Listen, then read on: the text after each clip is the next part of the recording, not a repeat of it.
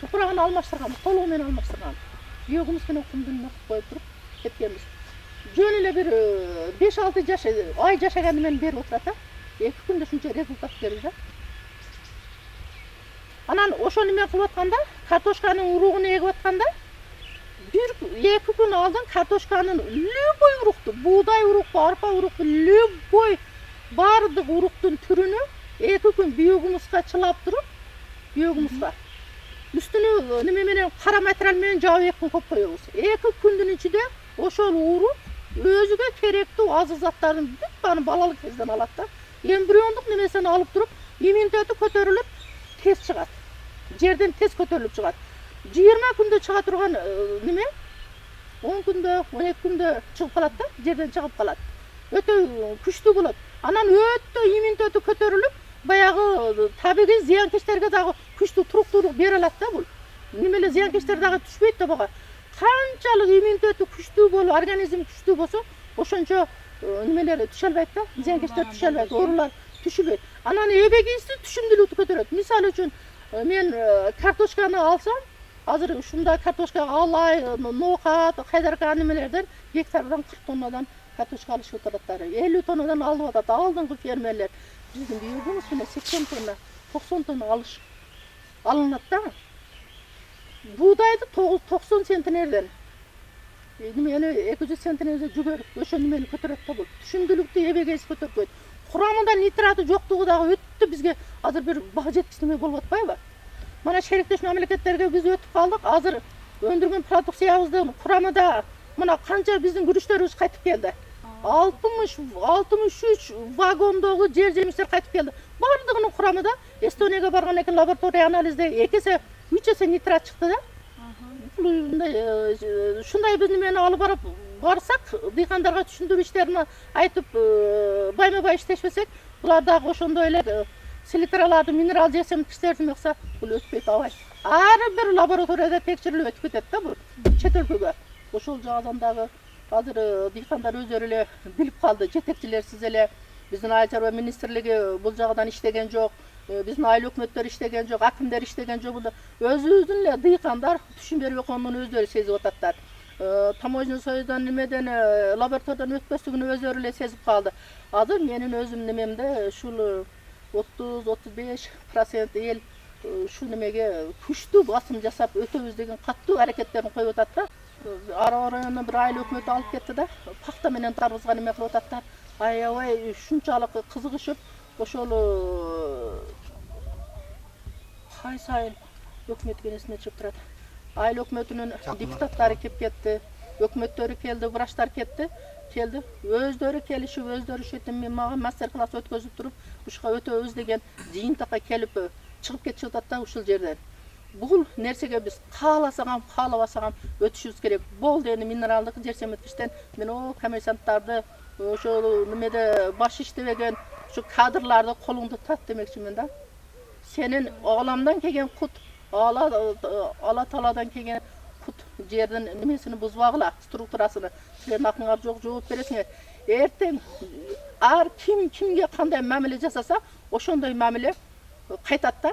Biz ebegeysiz yıllar boyu yerde alamdan kegen, ala taladan kegen kut katarı koldanmasa, material katarı koldanıp geldik. Kağlaganca verdik, kağlaganca kimikatı verdik. Жер жооп кайтарып койду. Мана оору толтура болуп кетти. Телевизордо атсаң, ыйлап жаткан, кыйрап аткан, больницага барсаң, согуш болуп атабы деп коркосуң. Бакырып аткан, ыйлап аткан, кечке очередь күтүп аткан. Ошон үчүн биз жерге абайлап мамиле жасайлы. Жерди көзүбүздүн карачыгыдай сактайлык. Минералдык жер семеткичтерди берип, жерди оорутпайлы, жерди ыйлатпайлы, адамдардын өмүрүн кыскартпайлы. Чөнтөгүбүздөн тапкан дыйкандын кирешесин кайра эле биз немеге берип коюп атабыз да. Медицинаға беріп атабыз, ооруколорго беріп атабыз. Бул нерсени биз өзүбүз эле кылып атабыз. Кандай мен таң калам да, кантип дыйкан 20 килограмм помидорду базарга алып чыгып бала чакамды багам деп, ияда химикатты 58-ди себип атат куртуга каршы. Минералдык жер селитраларды берип атат, мочавинаны берип атат. Алып барып ошону дыйканга сатып, ошол дыйкан ошол дагы бир кишиге сатып отуруп, өтө бир кечирилгис бөйрөк ооруга ошол киши алып келип атат. Өзүбүздү өзүбүз кылып атабыз. Hiç kim kalan yok da.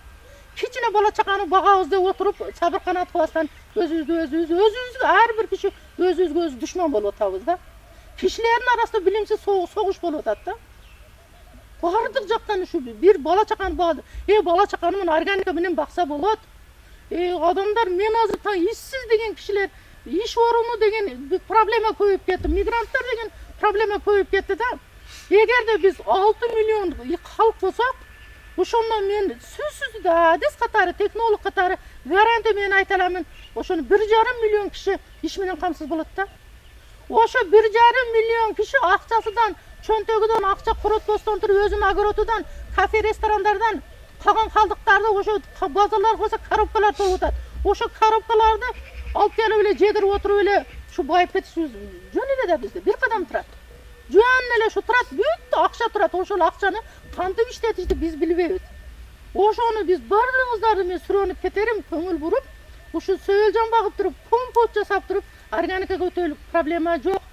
Акча табабыз деп азыр бүт баары тапкан акчасын бардыгын селитраган эме болот. 1 тонна селитр 28 000 сом болуп атат. Бир тонна бүйөгүмүз таза, курамында бир дагы нитрат жок. Шу өсүмдүктүн организмге керектүү бардык каражаты бар. Бүйөгүмүз болгон 10 сом болуп турат да. 28 000 кайсы жерде, 10 000 кайсы жерде. Биз ойлоп иш кылышыбыз керек. Ойлонуп иш кыла турган убакытка биз жеттик да. Биз айылдагы кишилер өзүбүздүн экономикабызды көтөрүп, мамлекетти байкаганга айылдагылар себепчи. Бардык нерсе алама кеткен жол айылдан башталат дегендей, бардыгын биз айылдагылар башта берсек эле мамлекет өзүң болот. Мамлекеттин экономикасын өнүгүшкө бир гана каражат айыл чарба. Айыл чарба продукциясы чыкпайт экен, биз экономикасын көтөрөбүз. Тоо кен байлыктары менен башка неме менен жок. Бир гана биз айыл чарба менен көтөрөбүз. Эгерде ушу технологияга, биотехнологияга биз өтүп кетсек, айыл чарбанын экономикасы көркүрөп өсүп, биздин медицинага болгон көз караш, аптекага болгон көз караш өзүнөн жоголуп кетет. Мына азыр какшап ататтар, мугалимдердин айлыгы, врачтардын, ошолордун айлыктары бүт баары бюджеттен берилгенге толук мүмкүнчүлүк болот. Өсүмдүк өзүгө кайрадан удобрение болуп берет.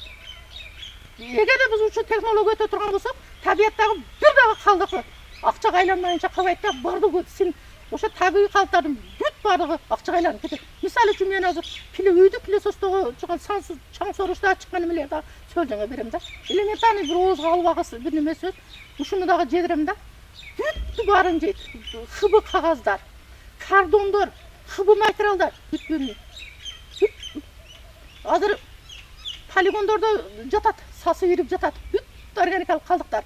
Мына мен өзүмдүн билишимче биздин Кадамжай районунда бир күндө 15 тонна чыгабы? 15 тонна. Ошол 15 тонна калдыктын 5 тоннасы памперс, синтетика, баклажка. Калганы бүт тамак аштан калган калдыктар да. Ошону шаардын мэрлери иштесе, акимдер иштесе, депутаттар иштесе, ошону ар бир үйгө рекламаны жазып туруп, токтон буйрукту чыгарып туруп, шунча немени синтеткаңды отдельно таштайсың. Контейнерди мен жасап койгонго немем жетет менин. Мына контейнерге тамак аштан калган калдыктарды саласыңар деп койсо, мен бир күндө 10 тонна немени алып чыгып коем да. Бир күндө 10 тонна, 15 тонна биогумузду чыгарыш мүмкүн. Бир кичинекей бир мен ошончо неме биогумуз чыгарып атканда, бир күндө 1,5 тонна, 2 тонна. Ошол баягы мен айткан немелер көйгөйлөр чечилип кала турган болсо, 10 тонна биогумуз чыгарганга мүмкүнчүлүк бар да. Ар бир тоннадан биогумуз чыгарганда өзүнүн проблемасын чечип алат да. Бизге эч кандай химикаттын кереги жок. Бир дагы неме зыянкечтер менен күрөшүш эмес жок. Бардык биолабораториялар иштеп атат. Өсүмдүктөрдүн зыянкечини кыруучу биолабораториялар Ошто, Баткенде бардык жерлерде иштеп атат. Ошолорду дыйкандар иштетишти билбей жатат. Чоңдор айтпай жатат. Себеби билимсиз кадрлар толтура эчтекени билбеген кадрлар жакшы болмойн айчар өнүкпөйт. Ар бир немеде өзүнүн адиси болуш керек. Мына канчалык азыр бир дагы адис иштеген жок. Мына силерге окшогон кишилерден миңдеген киши келип атат. Азыр силер Жалал Абадтын кайсы районунан? Радария районунан кепсиңер. Ошол толгон токой келген калдым. Жалал Абадтан эң көп менин мастер-класс өтүп аткан немелерим Жалал Абадтыктар да. Элдер өзү эле келип атат. Чоңдорго булар ишенбей койду да. Булар айтпайт да, билбейт да, себеби бул нерсени кызыккан жан жок. Эгерде мисалы үчүн мына ушул жерде эле да, мен али губернатор келип көргөн жок. Ал айыл чарба министри келип көргөн жок. Мындай тиешелүү кишилер келип көргөн жок да. Карапайым дыйкандар келип ушундай жан үрөп келип көрүшүп ататтар да, шунчалык кызыгышып ататтар. Ошондуктан биз айыл чарбаны көтөрө турган патриот дыйкандар койгон да. Өзү ыстык өлүп калбасын деп. Ошо сөйлжандар өлүп калбасын.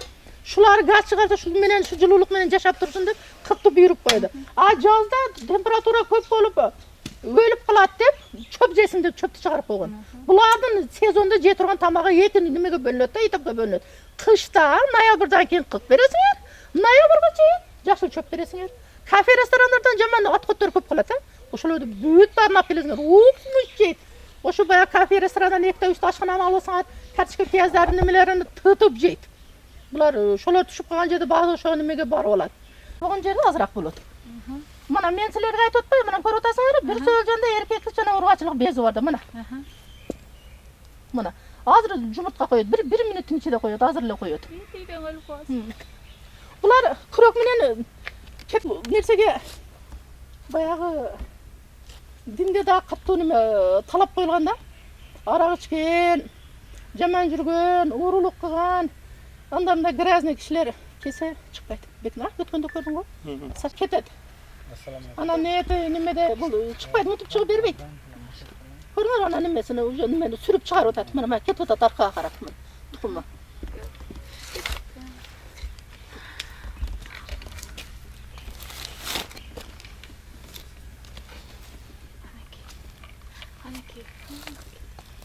Тартып агыла. Бул бөлүнүп кетет, күрөк менен неме болуп кетет деп. Жашап кетет. Кайра жашап, дагы дүм чыгып, баш чыгып кете берет да. Бул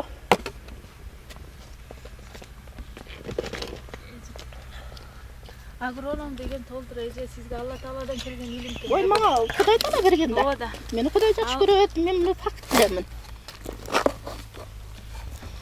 Азыр дагы ислам мына айтты. Чеги жок немеде организмде чексиз да. Эч качан жоголбойт да булар. Эч качан өлдү деп бүтө нени сүйлөбөсүн дейт да. Миллиондо, миллиардда булар кете береттер. Азыр булар муну жеп бүткөндө капкара болуп калбайбы? Мына капкара болуп калды да. Мына. Муну элегенден кийин чыгар жок. Бураны болуп турат мына. Кайра кирип кетчү астына? Кирип кетет булар астыга. Дипломду эмне адам берет, илимди Аллах Көрдүңөр? берет эже. Мына немени тамырды жеп атат. Чынардын тамыры мынаяктан кетип, дендрабенда келип атат да. Бул дендрабендагы немеге орта жерге климатташпайт да. Бизге болбойт. Bizde 18 fevral günü Dünyalыk Eylar Arık Forum, Organik Boyunca Forum öttü de oşta. Oşonda nemenin Dendrabenda'nın avtırı Avustralya'dan keldi de. Oşol kişi aytты da, men dedi, Özbekistan'a dedi, 5000 dana Dendrabenda'nı alıp gelip koydum, 5 ay oldu dedi, bir jumurtka koygun жоқ dedi. Adaşpagıla dedi. Dendrabenda'nı alıp ala, Dendrabenda жалаңгана balıkka et bolgongo, balık bista tamak, korum bolgongo gana bulut. Oşol 5 aydın içinde bir jumurtka koydu. Koyup eken bir жылда bul özüden bir gana, bir iki jumurtka kaltırıp kendi otat da. O bize ne gereği var? Bir iki jumurtka kaldırıp atkan. Anam bul bayağıda nemege okşop, jelmoğuz, bizim sözlenler okşop, jelmoğuz emesken de, suğu emesken de, az jetken de, produksiyonu yama az çıgarat eken, tukum diye ama neme kılat eken. Bu bolboyt, sözün kıssası Dendrabenda bolboyt.